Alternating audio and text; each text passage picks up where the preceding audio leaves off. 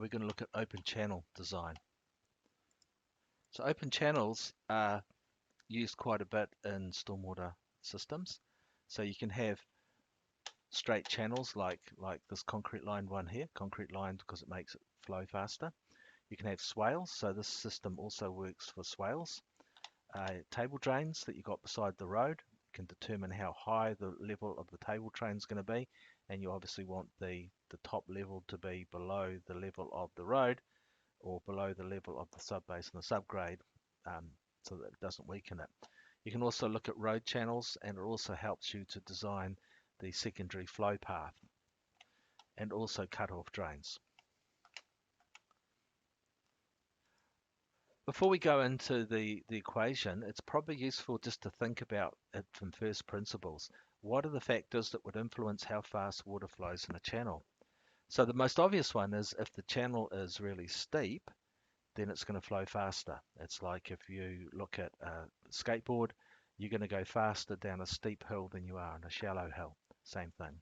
So the slope has an influence. Also, the friction between the water and the bed or the channel that it's flowing in, that has an influence. Obviously, which texture is going to allow the water to flow fastest? Is it going to be concrete, grass, or gravel? I think the obvious one is concrete because it's smoother. There's going to be less drag on it. There's going to, when you look at it microscopically, there's going to be little eddies as the water's flowing through the grass. There's going to be little eddies and turbulence happening, and that tends to slow the water down. Same with the gravel, but probably not as dramatically. Whereas something smooth like concrete, there are the eddies and the turbulence is less, therefore the water can flow faster. And the last one is the shape of the channel. If you've got a channel looks like this, sort of big wide channel which is flowing shallow, or a almost square channel, which one is going to flow fastest? And once again, this is the one that's going to flow fastest because there's less contact between the water and the sides of the channel. This one has a very big area uh, of um, of channel in contact with water. This one doesn't. And once again, the contact between the water and the channel sides is what's going to slow it down. So there's going to be more area here slowing it down than this one there. So just to summarize, we've got the slope, we've got the texture of the channel, and we've got the shape of the channel, in particular how much of the channel uh, is in contact with the water. So someone actually did a whole lot of experiments with that, Mr. Manning, and he came up with this formula. It's not mathematically derived, it's basically from experimentation. He just had a whole lot of channels with um, different slopes, with different textures, with different shapes, and just did a whole lot of experiments and came up with this formula, which works pretty well. So V is equal to the velocity, meters per second. R is the hydraulic radius, and we're going to look at that in a minute, which is the cross-sectional area of flow over the wetted perimeter, and it's the same as the hydraulic radius that we looked at for the Colebrook White. S is the average slope of the channel. Once again, we looked at that with the Colebrook White, sometimes termed I, or the hydraulic gradient. And N is Manning's N, which is once again just a roughness coefficient.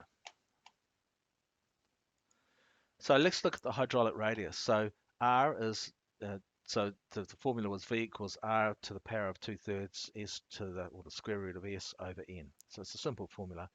The hydraulic radius, you need to calculate this separately. So you calculate it by looking at the area of the flow and over the wetted perimeter. So here you've got the area is the area of that blue bit, and the D is the the length of the channel in contact with it. So not the whole channel, just that there. So 2.8 plus 3 plus 2.8. That's the wetted area. So that is 8.4 square meters for that blue area. The length of that is 8.6 meters. 8.4 over 8.6 is 0.98. So the hydraulic radius is 0.98. Looking at this, it's a little bit more complicated, different shape.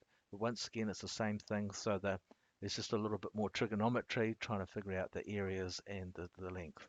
So once again, we've got this rather complicated looking um, calculation to sort of arrive at that. Really, I've just split it into triangles. So there's a triangle there, a triangle there, and a rectangle. So I split it into two triangles, 2 times those the triangles, times WD. And then calculate it all out. Same with the perimeter. I calculated that length, and that length. Added them all up and got with that. So once again, A over P, 8.2 over 8.6.95. So that's how you calculate the hydraulic radius. Manning's number, very easy. You just look it up. Once again, Mr. Manning spent a lot of time with different surfaces and different size channels, and he came up with these Manning numbers which work. Okay, so plastics and concrete quite low because they're going to cause less less interference, whereas overland flows through properties, parcels, road surfaces, 0.15, they're quite smooth. But when you're getting into vegetation, it's sort of going to get a bit higher and stuff like that. This would also be swales. So for swales, it would be 0.3. For a concrete line channel, it would be 0.015. So you need, or a road. So you need to imagine what those textures are and pick the one that's sort of closest to it.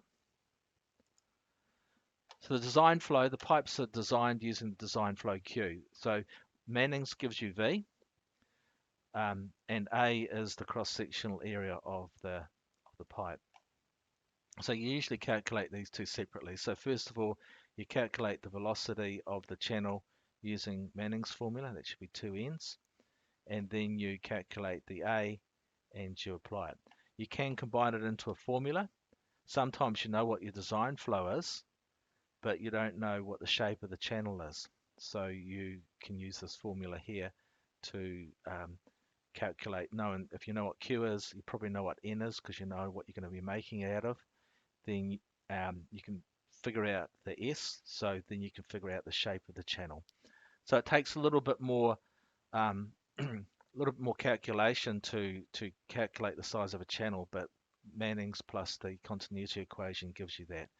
Just showing Manning's in action, this is where we're calculating the capacity of something. So that's the easy version.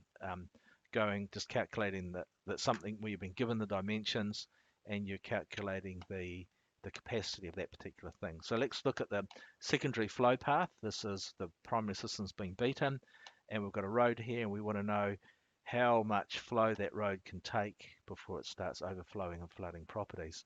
So we calculated the A. Basically, you've got a rectangle there and 2 triangles. So that's how we calculated the A. The wetted perimeter is that along there. R is A over R. The slope of the road was given a slope of 1 in 100. 1 in 100 is 1%.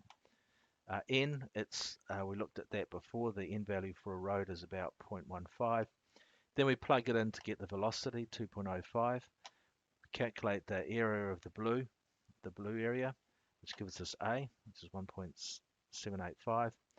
And from that we can calculate that it's 3.65 meters cubed per second, which is, you can also call meters cubed per second cumex, cubic meters per second.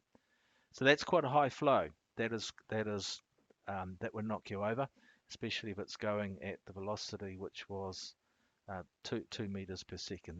That is a substantial flow. So that is the easy version when you've got something where you know the dimensions. It's a little bit harder when you know what the design flow needs to be, what the slope is, and then you need to calculate A and P and R to figure out the shape of the channel, but it's certainly doable.